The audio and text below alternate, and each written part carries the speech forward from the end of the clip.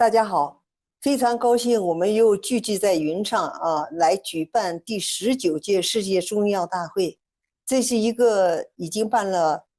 20年的一个平台了，我们要继续把它办下去。今天我要讲的是时空针灸纳子法活血化瘀在治疗长新冠的特殊疗效。我们知道中医在海外是没有可能进入医院去直接参与新冠的危重病人治疗，但是我们的优势是治疗长新冠患者。那么我在法国2年多里头治疗了200多例患者，根据我所看到的长新冠的症状，它的排序如下：第一个是疲劳，这种疲劳和一般的疲劳不同之处在于，它是一种极度的慢性的疲劳，而且它可以延续数月或者是1年以上。患者有的就根本就走不动，也有的患者就起不来，而且有肌肉瘦削这个体重急剧的减轻伴随着疲劳的症状。第二呢，就是肌肉关节的疼痛，这个占60%左右。这是一种泛发性和游走性的疼痛，运用止痛药的效果不但不佳，而且会引起胃肠道的反应，所以很多病人到最后就没有办法来处理肌肉疼痛的问题。第三呢，是大脑神经受损，占50%左右，它主要表现为记忆和辨识能力的下降，难于集中注意力，尤其是脑力工作。脑力的这个工作的人员受损是一个很大的一个问题，在欧洲呢就称为脑雾。其次是忧郁和焦虑的倾向占40%左右，这个问题已经成为欧洲一个社会，不但是医学界，而且社会广泛关注的一个重要的一个问题。所以法国的国民议会在去年10月份就决定要把这个忧郁症和焦虑症的这个治疗的费用找精神医生看病的这个费用呢，纳入保险系统一部分的纳入保险系统。所以可以看到这个病症对社会的影响是非常深刻的。其次呢，就是感觉障碍或者是异常占30%左右，它包括口鼻、手足和皮肤的异常。其他方面呢，还有闭经性功能障碍脱发等等吧。那么这个长新冠的病症，目前来讲呢，已经报告了200多种症状。这些症状的特点呢，不是一种症状单独出现，通常是几种症状混杂在一起，或者呢是一种为主，兼有其他，是一个非常复杂的一种情况。那么尤其是一些伴有基础病症，比如说糖尿病、高血压、肥胖症、忧郁症心血管疾病等等的患者，他们的长新冠症状会比较严重，而且持续的时间也会更长。那么我想特别谈到的就是新冠病毒对人体精神心理机体造成损伤，它的这个机理它是一个比较全面的一个对人体的一个损伤，它不局限于一个器官一个局部它是一个非常复杂的一个病理反应。那么它机理照我们看来，一个呢是免疫功能的下降，还有一个是微循环的损伤这2点的交错是多样多变局部症状的共性和关键之所在，也是治疗新冠长期症状所需要关注的重点。那么我在临床上运用纳子法大通经，在治疗长新冠里头获得了突出的疗效。为什么呢？因为这个时空针灸纳子法的大通经，它是在补益营气，也就是说注意到了免疫系统在加固和调整免疫系统的基础上，在着力打通通行28脉的阻滞和障碍它是作用于，因为是营行脉内嘛，它是作用于血系统血液系统营气系统的所以在治疗长新冠中获得很好的疗效。那么我们可以看一下这个时空针灸纳兹法的这个图表它从古代来讲呢，它有五母泻之法1、2、3，还有一个泻法，另外还有本穴和原穴的运用。从时空针灸来讲，是在这个基础上把它延伸出来，除了在时间穴位上补充了时间穴位的记忆功能以外，还加入了空间穴位。空间穴位由2部分组成，一部分呢就是大通经或者是小通经的穴位，大通经是12穴，小通经是2穴。那么还有一个呢，就是营气底盘穴位，这是完全依据灵枢经脉篇营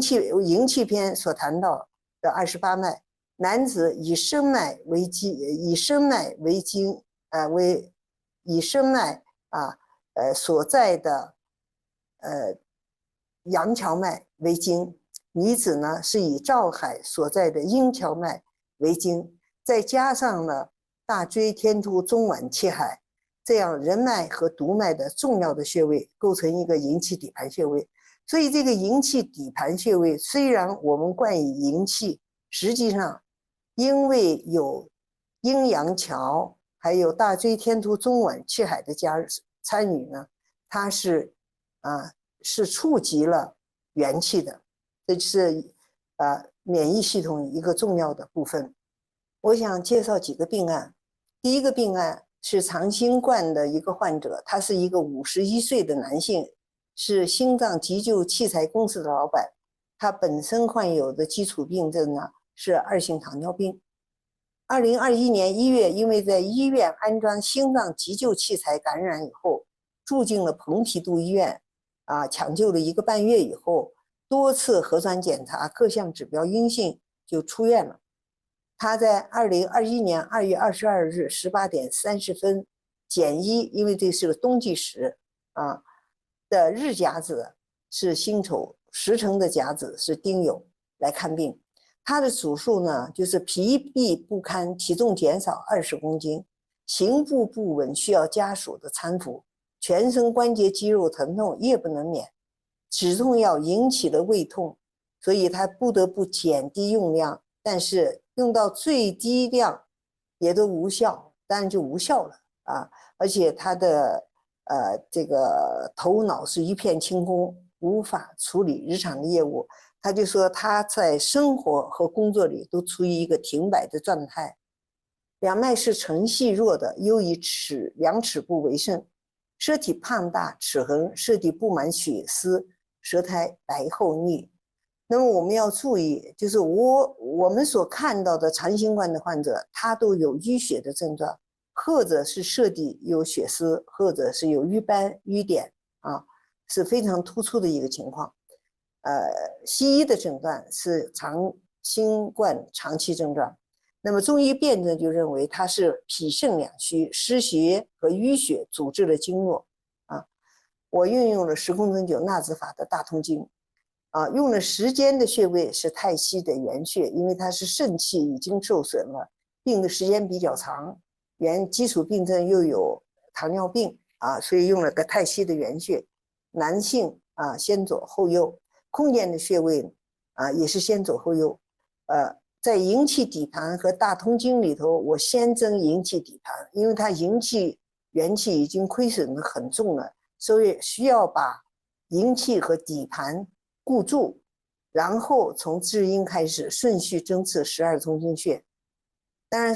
根据这个患者他这个失眠还有消瘦这些情况呢，还加了经验穴位百会、四神聪和足三里，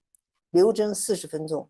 在留针期间呢，患者深沉的入睡，取针时他就说我全身好轻松疲劳感呢也非常明显的减轻了。到2月26号18点30分来看的时候，患者的精神状态改善，疲劳明显的减轻，继续用时空针灸纳兹法的大通经。那么经过2个月的治疗，患者基本恢复了正常的生活和工作。他说他真的没有想到针灸在治疗长新冠里头会有这么大的作用，因为西医已经没有办法了，就说我们不知道怎么来处理你这个疲劳和脑雾的问题。第二个患者呢是一个男性的48岁的电脑程序员，在2021年3月的时候呢，夫妇2人同时感染了新冠肺炎，居家隔离治疗1个月，多次核酸检查各项指标阴性来就诊的。就诊的日期呢是2021年5月28日17时，这个时候呢，是夏季时，所以要减2个小时。日甲子是丙子，时辰，甲子是丙申。患者的主诉也是疲惫不堪、胸闷咳嗽、咽部堵塞、鼻窍不通，记忆和反应的能力明显的下降。他说，本来他在电脑面前是一位非常灵活、非常机智的一个工作人员，但是现在已经跟他根本不搭配了。他说他也不明白为什么他的这个脑力会这样急剧的衰退。那么既往的腰痛发作呢，影响了睡眠。他的脉呢是承气弱的，由于2齿不为肾，舌体胖大，齿痕，舌底布满了血丝，舌苔是白厚腻的。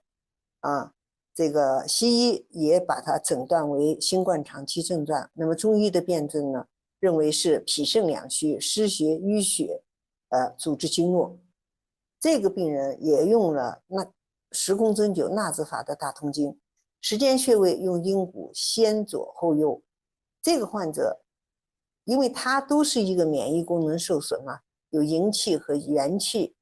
的不足，所以先增营气底盘穴位，然后呢，从至阴开始顺序针刺12通经穴，经验穴位用了百会、神庭、太阳和尾中。因为这个患者他长期在我这里看病，都是有这个椎间盘突出的腰痛的这样一个基础病症。这个患者留诊40分钟以后我去取针呢，就看到这个患者是在打呼噜了，非常深沉的入睡。在起针的时候，他就说：“哎呀，我的这个腰底疼痛完全消失，全身轻松。”之后呢，每2周治疗1次。经过4次治疗以后，基本恢复正常，可以正常的工作，也可以正常的生活了。这2个病人的疗效是非常突出的。那么这就提示了我们在治疗长新冠里头，一定要抓住微循环病变，就是血管内皮细胞受损